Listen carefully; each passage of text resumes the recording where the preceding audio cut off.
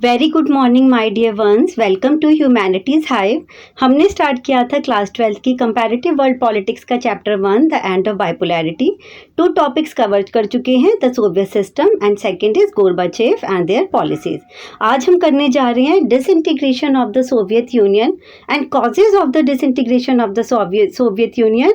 Very very important topic. आप जितने भी प्रीवियस ईयर पेपर देखेंगे लॉन्ग क्वेश्चन में 6 मार्क के क्वेश्चन में आपको ये टॉपिक देखने को मिलेगा। Let's start. The Berlin wall symbolise the division between the capitalist and the communist world. Very very important line. Chapter start करने से पहले मैंने मैप के थ्रू ये शो किया था आपको। Have a look. Berlin wall क्यों बनाई गई थी? ईस्ट जर्मनी, मतलब जर्मनी के को 2 पार्ट्स में डिवाइड करने के लिए कि जो ईस्ट जर्मनी का हिस्सा है वो यूएसएसआर के अंडर आएगा जहाँ पे कम्युनिस्ट गवर्नमेंट स्टैब्लिश होगी, और जो वेस्ट जर्मनी का हिस्सा है वो यूएसए के अंडर आएगा जहाँ पे डेमोक्रेटिक गवर्नमेंट स्टैब्लिश होगी। यहाँ पे सोशलिस्ट पॉलिसी को अडॉप्ट किया जाएगा और यहाँ पे कैपिटलिस्ट पॉलिसी को अडॉप्ट किया जाएगा। क्लियर? और ये जो बर्लिन वॉल थी ये 1961 में बनी थी, जो कि 2 सुपर पावर ब्लॉक के डिवीजन का सबसे बड़ा सिंबल थी। क्लियर?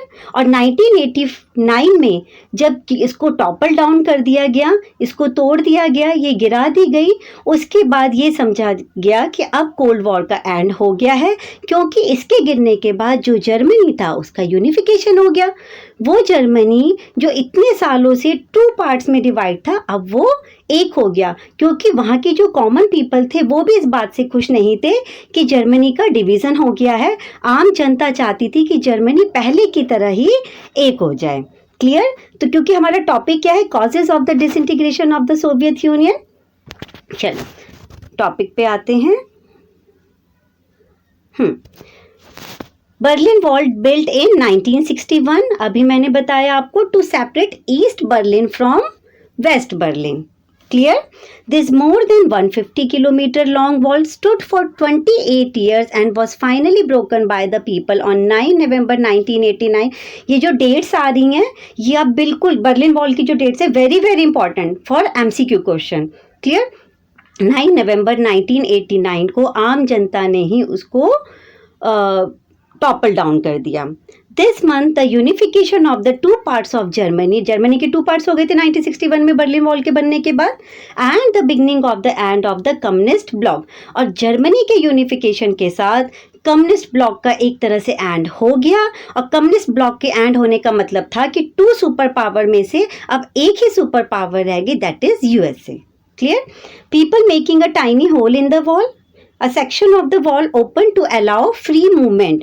1961 में बर्लिन वॉल के बनने के बाद लोगों का जो फ्री मूवमेंट था, ट्रेड का जो फ्री मूवमेंट था वो रोक दिया गया था, बट 1989 में वो फिर से खोल दिया गया। The Berlin wall as it stood before 1989। और बर्लिन वॉल 1989 तक ही रही और उसके बाद उसको गिरा दिया गया। And The struggles that were going on in Union republics played a key role in the disintegration of the Soviet Union। और बर्लिन वॉल के कोलैप्स होने के बाद उससे स्ट्रगल, थोड़े बहुत स्ट्रगल तो पहले से ही शुरू हो गए थे, लेकिन बर्लिन वॉल के कोलैप्स होने के बाद जो अदर रिपब्लिक्स थे यूएसएसआर के, उसमें स्ट्रगल और तेजी से होने लग गया, क्योंकि इसके टॉपल डाउन होने के बाद अब लोगों में और ज़्यादा मोटिवेशन आया कि वो यूएसएसआर से उन्हें इंडिपेंडेंट होना है। Many of the union republics became independent one after the other. और एक एक करके जो 15 रिपब्लिक्स थे वो एक एक करके इंडिपेंडेंट होते चलते गए। एक बार फिर से 15 रिपब्लिक्स पे नज़र डाल लेते हैं जो जहाँ पे स्ट्रगल चल रहा था, और वो 1 बाय 1 इंडिपेंडेंट होते गए। Have a look. रशिया, उसके बाद ये बाल्टिक स्टेट्स देखो, एस्टोनिया, लैटविया, लिथुआनिया। यहाँ से एमसीक्यू बनता है कि बाल्टिक स्टेट कौन सी हैं। अगर आपको 4 दे दी जाएंगी तो एक पूछ लिया जाएगा कि कौन सी नहीं है। तो यहाँ बाल्टिक सी है, बाल्टिक सी के पास वाली जो कंट्रीज हैं वो एस्टोनिया, लैटविया, लिथुआनिया। क्लियर? पूरे 15 थे। उसके बाद आ जाता है आपका Belarus, Moldova, Ukraine, Georgia, Armenia, Azerbaijan, Kazakhstan, Turkmenistan, Uzbekistan, Kyrgyzstan, Tajikistan. ठीक है? क्लियर? तो ये यहाँ पे स्ट्रगल, इन कंट्रीज में स्ट्रगल चल रहा था। क्यों? क्योंकि यूएसएसआर क्या था, इन्हीं 15 रिपब्लिक्स को मिला के था। अब जब वन बाय वन ये इंडिपेंडेंट, यहाँ पे स्ट्रगल चल रहा था, इंडिपेंडेंट होती चली गई, तो यूएसएसआर का, union of Soviet socialist Republic का कोलैप्स हो गया और कोल्ड वॉर एक तरह से खत्म हो गया। क्लियर? चलो, मैप में इसलिए शो कर रही हूँ कि कंट्रीज आपके माइंड में बैठे, जैसे लैटविया, एस्टोनिया, लिथुआनिया से क्वेश्चन बनता है, आपका बेलारूस, यूक्रेन, रशिया, जिन्होंने सबसे पहले ये डिक्लेयर करा था कि अब जो सोवियत यूनियन है वो डिसबैंडेड हो गया है, सोवियत यूनियन कोलैप्स हो गया है। तो ये इंपॉर्टेंट टॉपिक्स हैं कि सबसे पहले इंपॉर्टेंट लाइन है कि सबसे पहले किन्होंने ये डिक्लेयर किया था। Clear? Latvia, Estonia, Lithuania Commonwealth of independent state CIS की मेंबर नहीं बनी थी। ये इंपॉर्टेंट है, यहाँ से क्वेश्चन बनता है। ठीक है, चलो अब आते हैं हम अपने टॉपिक पे। मैप साथ के साथ देखेंगे, जब आप रीड करेंगे, सेल्फ स्टडी भी करेंगे, तो भी आप मैप को बार बार ध्यान से देख के फिर रीड करेंगे तो चीज़ें माइंड में अच्छे से बैठेंगी। चलो, Gorbachev resigned as Soviet president on 25th December 1991. Clear? In December 1991, under the leadership of Yeltsin, Russia, Ukraine and Belarus, three major republics of the USSR declared that the Soviet Union was disbanded. अभी मैंने map के through आपको दिखाया। आगे बढ़ते हैं। The Communist Party of the Soviet Union was banned. Communist party को ban कर दिया गया। Capitalism and democracy were adopted as the basis for this post-Soviet republic. Post-Soviet republic, वो सोवियत रिपब्लिक जो पहले था 1991 से, वो कैसा था? कम्युनिस्ट गवर्नमेंट को फॉलो करता था, सोशलिस्ट पॉलिसी थी, लेकिन अब उसके डिसइंटीग्रेशन के बाद, इसलिए पोस्ट सोवियत रिपब्लिक कहा गया। अब वहां पे कैपिटलिज्म पॉलिसी को अपनाया गया, डेमोक्रेसी को अपनाया गया। The declaration on the disintegration of the USSR and the formation of the Commonwealth of Independent States CIS came as a surprise to the other republics, especially at the Central Asian ones. यहाँ पे CIS very important line, अब जो एक एक करके Republic independent हो रहे थे वो किसके मेंबर बने? कॉमनवेल्थ ऑफ इंडिपेंडेंट स्टेट्स, क्योंकि उन्हें ये पता था कि उनकी समस्याएं एक हैं और अभी अभी वो न्यू बॉर्न कंट्रीज हैं, इंडिपेंडेंट हुई हैं, तो उनको डेवलपमेंट के लिए एक साथ आना पड़ेगा और इसके लिए उन्होंने सबने मिलकर Commonwealth of independent states CIS जैसी ऑर्गेनाइजेशन की स्थापना करी। और सेंट्रल एशियन के लिए बहुत बड़ा सरप्राइज था, सेंट्रल एशियन कंट्रीज के लिए। The three Baltic republics Latvia, Estonia and Lithuania did not join the Commonwealth. अभी मैंने मैप के थ्रू आपको बताया कि ये जो बाल्टिक स्टेट्स थी, बाल्टिक स्टेट्स इसलिए कहा जाता है क्योंकि ये बाल्टिक सी के पास वाली स्टेट्स हैं, कंट्रीज हैं। क्लियर? इन्होंने CIS को ज्वाइन नहीं किया था। चलो आगे बढ़ते हैं। Russia was now accepted as the successor state of the Soviet Union. Soviet Union का सक्सेसर किसे बनाया गया? रशिया को, क्योंकि मेन लीड कौन कर रहा था? Russia. It became the member of the UN security council in the place of USSR। अब तक यूनाइटेड नेशन में सिक्योरिटी काउंसिल के 5 परमानेंट मेंबर में से जो परमानेंट मेंबर की जो लीड कर रहा था वो USSR कर रहा था, बट USSR तो कोलैप्स हो गया, तब उसकी जगह कौन करेगा? तो Russia accepted all the international treaties and commitments of the Soviet union.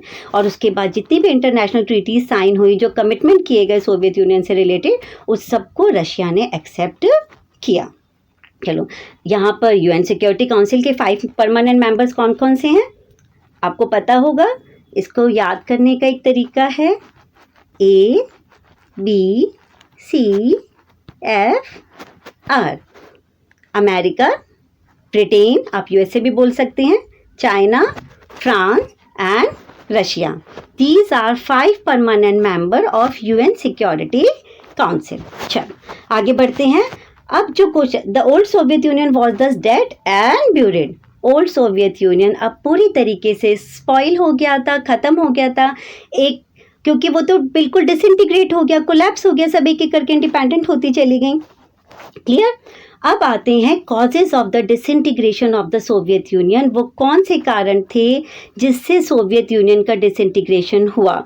बहुत इंपॉर्टेंट टॉपिक है, ध्यान से करेंगे। ये जो 8 पॉइंट्स है, जो हेडिंग है, एटलीस्ट हेडिंग तो माइंड में आपको बैठानी है। First, negotiation of political democracy, economic failure, अभी 1 बाय 1 एक्सप्लेन करेंगे। Militarism, comparison of Soviet Union with western nations, Gorbachev policies, fall of communist regimes in East European countries, role of Western nations, national aspirations of the Union Republics. 6 marks का अगर question आता है तो आप अगर 7 points भी लिख रहे हैं, 6 पॉइंट्स भी लिख रहे हैं तो आप अच्छा स्कोर करोगे. क्लियर? अब वन बाय वन एक्सप्लेन करते हैं हम नेगोशिएशन. और ये जितने भी पॉइंट्स हम डिस्कस करेंगे ना, ये सब आप पढ़ चुके हो चैप्टर में. अब उसको एक्सप्लेन करने की जरूरत है. Negotiation of political democracy. Under the communist regime, there was no scope for freedom of thought and expression. पूरे चैप्टर में हम बार बार यही पढ़ते आ रहे हैं. The communist party that had ruled the nation for more than 70 years could not be held accountable for what it did. Communist regime में जनता को freedom of thought और एक्सप्रेशन नहीं थी. क्लियर? और वो सरकार जो 70 सालों से रूल करती आ रही थी, वो जनता के प्रति बिल्कुल भी अकाउंटेबल नहीं थी. जो भी लॉ एंड ऑर्डर डिसीजन होते थे वो कम्युनिस्ट गवर्नमेंट ही डिसाइड करती थी अपने अकॉर्डिंग. उसके बाद आ जाते हैं economic failure. Because of the emphasis on heavy industries, the Soviet economy failed to meet the expectations of the people, specially in terms of food production and the consumer goods. People's standard of living was far below as comparison to the Western countries.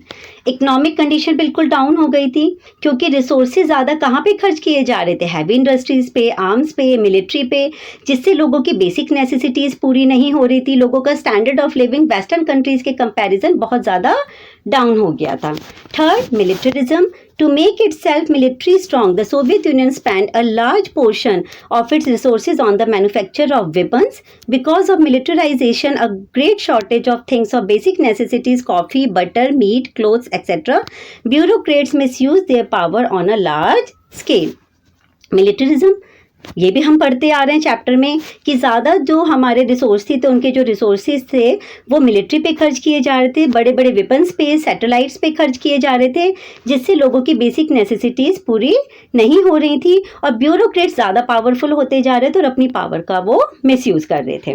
क्योंकि जब सारे sector public sector होंगे तो कहीं ना कहीं bureaucrats की power बढ़ेगी और वो फिर अपनी पावर का मिसयूज़ करेंगे, जिससे करप्शन बढ़ता है और फिर जनता डिससेटिस्फाइड होती है ऐसी गवर्नमेंट से. फोर्थ आता है the comparison of Soviet Union with western nation. Because of information and technological revolution, the Soviet citizens became aware that they did not have the same standard of life as people in the west had. ये भी हमने discuss कर लिया था कि जैसे जैसे information technology बढ़ी वैसे वैसे लोगों को पता चला कि वेस्टर्न कंट्रीज़ के लोगों का स्टैंडर्ड हमसे कहीं ज़्यादा अच्छा है और इससे कहीं ना कहीं उनमें एक इन्फीरियरिटी की भावना आ रही थी. Next, Gorbachev policies. Gorbachev reform the countries political and economic system with their policies of perestroika and glasnost. ये हमने बहुत एक्सप्लेन करके पढ़ लिया है. गोरबाचेव पॉलिसीज कम्युनिस्ट गवर्नमेंट में रिफॉर्म करना चाहते थे. कौन सी 2 पॉलिसीज के साथ? Glasnost means openness. अब गवर्नमेंट ज़्यादा ट्रांसपेरेंसी के साथ काम करेगी, ज़्यादा अकाउंटेबल होगी जनता के प्रति. पेरेस्ट्रोइका मतलब रीस्ट्रक्चरिंग. जो भी पुराने पॉलिटिकल, इकोनॉमिक और एडमिनिस्ट्रेटिव सिस्टम था या सोशल सिस्टम था उसमें रिफॉर्म किया गया. उनकी जो नेगेटिव थिंग्स थी उनको दूर करने की कोशिश करी गई. क्लियर? मल्टी पार्टी सिस्टम की बात की गई. अगर आप क्वेश्चन में पेरेस्ट्रोइका और ग्लासनोस्ट को एक्सप्लेन करके लिखना चाहते हैं तो जो पहले हमने एक्सप्लेन किया था वो पॉइंट्स आप यहाँ पे मेंशन कर सकते हैं. 6 point, falls of communist regimes in East European countries. Gorbachev had withdrawn their forces from the East European countries. He also took the decision to end the Warsaw Pact. Very very important line. Gorbachev ने क्या किया? जो eastern Europe countries में जो troops लगे हुए थे उनको विड्रॉ किया और जो वॉर्सा पैक्ट था, जो मिलिट्री अलायंस था, मैंने पहले भी आपको बताया था वॉर्सा पैक्ट कब हुआ था? 1955 में. ठीक है, ईस्टर्न यूरोप की सारी कंट्रीज ने मिलकर एक मिलिट्री अलायंस किया था कि अगर हम पे कोई अटैक करता है तो हम मिलके काउंटर अटैक करेंगे. तो Warsaw pact is a military alliance in 1955. और किसके उसमें हुआ था ये रिप्लाई में? क्योंकि यूएसए ने वेस्टर्न यूरोप की कंट्रीज के साथ मिलकर 1949 में नाटो पैक्ट साइन किया था जो कि एक मिलिट्री अलायंस था. ठीक है, चलो आगे बढ़ते हैं. 6 पॉइंट हम कवर कर चुके हैं. 7, role of western nations. The demands for democratic reforms in East European countries grew louder and louder. These countries began gaining more and more support by the USA and the Western nations. पता है कि east European countries में struggle तो चल ही रहे हैं और western nation बिल्कुल भी नहीं चाहती कि हमारे पास पड़ोस की कंट्रीज में कम्युनिस्ट गवर्नमेंट स्टैब्लिश हो। तो डेमोक्रेसी लाने के लिए, क्योंकि उसका इफेक्ट फिर उनकी आसपास की स्टेट्स और कंट्रीज पे भी पड़ सकता है, तो उन कंट्रीज में डेमोक्रेसी लाने के लिए यूएसए और वेस्टर्न कंट्रीज इन कंट्रीज को, ईस्टर्न यूरोपियन कंट्रीज को पूरा सपोर्ट कर रही थी। Clear? And last, national aspirations of the union Republic. कोई भी स्ट्रगल, कोई भी रिवॉल्यूशन तब तक सक्सेस नहीं होगा जब तक वहाँ की जनता में नेशनल एस्पिरेशंस नहीं होगा। और वहाँ की जनता में अब नेशनल एस्पिरेशन जाग चुका था इस हद तक कि अब वो किसी भी तरीके से यूएसएसआर से इंडिपेंडेंट होना चाहते थे और अब एक इंडिपेंडेंट गवर्नमेंट बनाना चाहते थे जो कि डेमोक्रेसी को फॉलो करे, कैपिटलिज्म पॉलिसी को फॉलो करे। The national restorations of the Soviet Republic also led to the collapse of Soviet Union. ये भी बहुत बड़ा रीजन था सोवियत यूनियन के कोलैप्स होने का। First of all, the three Baltic Republic, Estonia, Latvia and Lithuania demonstrated their anger, and these republics declared their independence between 1988 to 1990. Clear? यहाँ पे हमारे causes of the disintegration of the Soviet Union के 8 points cover हो चुके हैं। I am repeating again, recall करेंगे, इन 8 points को माइंड में बैठाएंगे। Negotiation of political democracy, economic failure, militarism क्योंकि उस पर हम ज़्यादा रिसोर्सेज खर्च कर रहे थे, comparison of Soviet Union with western nation, technological revolution से लोगों ने कंपेयर करना शुरू किया अपने आप को, गोरबाचेव पॉलिसीज एक बहुत बड़ा लीड रोल प्ले किया उनकी पॉलिसीज ने, fall of communist regimes in East European countries, role of western nations and last national aspirations of the union republic. ये 8 पॉइंट्स आप मेंशन करेंगे जब एग्जाम में causes of the disintegration of the Soviet Union आएगा। साथ के साथ हम consequences of the disintegration of the Soviet Union भी कर लेते हैं। कोल्ड वॉर खत्म हो गया, 2 सुपर पावर में से एक सुपर पावर खत्म हो गई, तो 1 सुपर पावर रह गई। तो यही तो है कॉन्सिक्वेंसेस कि at an end of the cold war, end of bipolarity and the USA emerging as the sole super power, emergence of new nations. चलो, first, at an end of the Cold War, the withdrawal of the Soviet troops from Afghanistan. Soviet union ने क्या किया कि eastern Europe की जो भी countries थी वहाँ से अपने ट्रूप्स विड्रॉ किए, अफगानिस्तान से भी अपने ट्रूप्स को विड्रॉ किया। इन 1989 Berlin wall was pulled down, 1989 में बर्लिन वॉल को गिरा दिया गया। ये एक बहुत बड़ा सिंबल था कोल्ड वॉर के ख़त्म होने का। In 1990, both East Germany and West Germany reunited. Germany का यूनिफिकेशन हो गया। In December 1991, the Soviet Union disintegrated और finally सोवियत यूनियन को डिस्बैंड कर दिया गया। What we mean to say is that all these events paved the way for the end of Cold War. और ये क्या शो कर रहा था कि अब कोल्ड वॉर खत्म हो गया, क्योंकि कोल्ड वॉर तो तब तक था ना जब तक 2 सुपर पावर ब्लॉक थी, बट अब तो एक ही सुपर पावर रह गई, दैट इज यूएसए। चल, second, end of bipolarity and the USA emerging as the sole power. जब बाइपोलैरिटी का एंड हो गया, यूनिपोलर वर्ल्ड बन गया, तो एक ही सुपर पावर रह गई, that is USA. With the collapse of the Soviet union, bipolarity also ended. Now the United states remained the only super power in the world. Capitalist economy was now the dominant economic system internationally. very important line. अब लोगों को ये समझ में आ गया था कि socialist economy के साथ हम उतनी डेवलपमेंट नहीं कर सकते जितना कि हम कैपिटलिस्ट इकोनॉमी के साथ कर सकते हैं। जब मार्केट में कंपटीशन होगा और ओपन मार्केट होगी तभी कंट्री ज़्यादा डेवलपमेंट कर सकती हैं। Institutions like world bank and the international monetary fund IMF became powerful advisors to all these countries since they gave them loans for their transition to capitalism.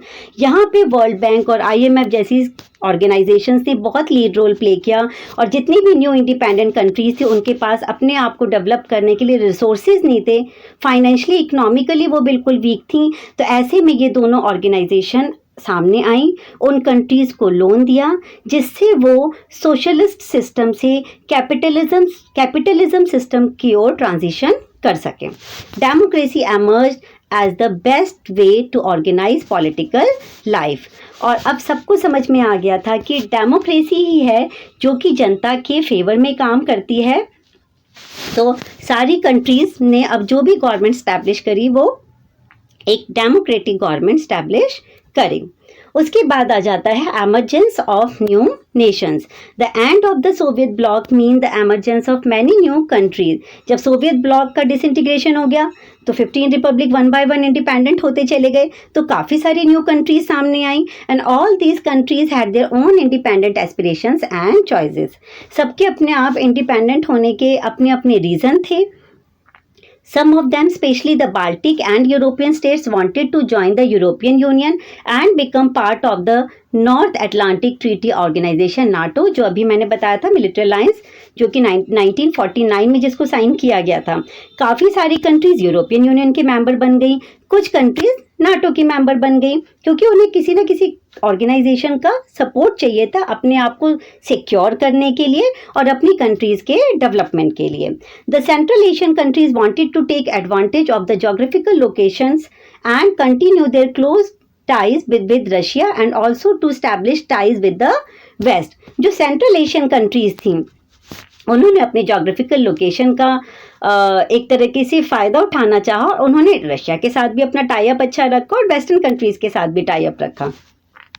Does the international system, so many new players emerged, new country सामने आई, each with its own identity, interest and economic and political difficulties।